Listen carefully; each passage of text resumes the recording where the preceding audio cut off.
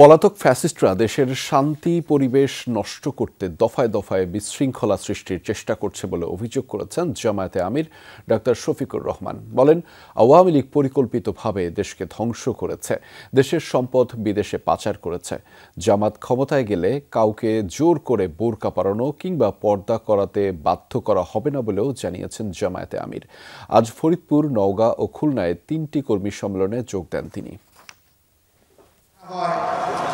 এরা রাজ্য কায়েম করলে সবাইকে জোর করে কালো বোরকা পরাবে না, জোর করে কাউকে কালো বোরকা পরানো হবে না, বরঞ্চ মনের খুশিতে মর্যাদার প্রতীক হিসাবে যারা পড়তে চায় পড়বে। আলহামদুলিল্লাহ, অন্য ধর্মের যারা আছে তাদেরকে আমরা জোর করে পর্দা কীভাবে পড়াবো? তারা তো এই ধর্মের উপর ইমানই আনে না। তো তারা যারা ইসলামের উপর ইমান নেয় তাদের উপর কি ইসলামের পর্দা বাধ্যতামূলক? তাদের উপরে জোর কাটানোর অধিকার আমাদেরকে কে দিয়েছে? ফরিদপুর সরকারি রাজেন্দ্র কলেজ মাঠে জামাতের কর্মী সম্মেলন। লাখো মানুষের জনসমুদ্রে পরিণত হয় কলেজ প্রাঙ্গণ। প্রধান অতিথির বক্তব্যে জামাত আমির বলেন, 5 আগস্টের পর দেশে শান্তির পরিবেশ তৈরি হয়েছিল, তবে তা নষ্ট করতে ফ্যাসিস্টরা দফায় দফায় বিশৃঙ্খলা সৃষ্টির চেষ্টা করে যাচ্ছে। জামাত আমির বলেন, আওয়ামী লীগের সময় জামাত সবচেয়ে বেশি ফ্যাসিজমের জাতাকলে পিষ্ট হয়েছে।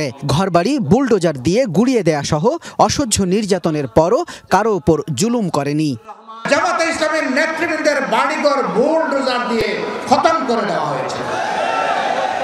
এটা অন্য কোনো দলের ক্ষেত্রে ঘটেনি।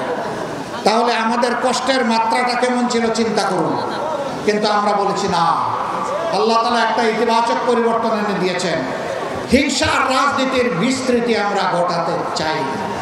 খুলনায় খান জাহান আলী থানা জামাত আয়োজিত সম্মেলনে জামাত আমির বলেন, প্রভু নয়, বন্ধু প্রতিবেশী রাষ্ট্র চাই তার দল। হাজার হাজার লাখো লাখো মামলায় কোটি কোটি মানুষকে মামলার জালে বন্দী করেছে।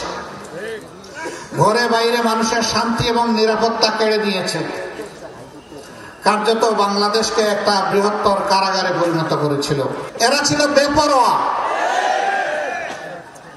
এরা না আল্লাহকে ভয় করেছে, না মানুষকে সম্মান এবং সমীহ করেছে। এরা মানুষকে মানুষ গণ্য করে নাই। ডাক্তার শফিকুর রহমান বলেন, বিগত 15 বছরে একটি দল দেশকে এলোমেলো করে দিয়েছে। এজন্য এখন জাতীয় ইস্যুগুলোতে জনগণের ইস্পাত কঠিন ঐক্য প্রয়োজন বলে জানান তিনি।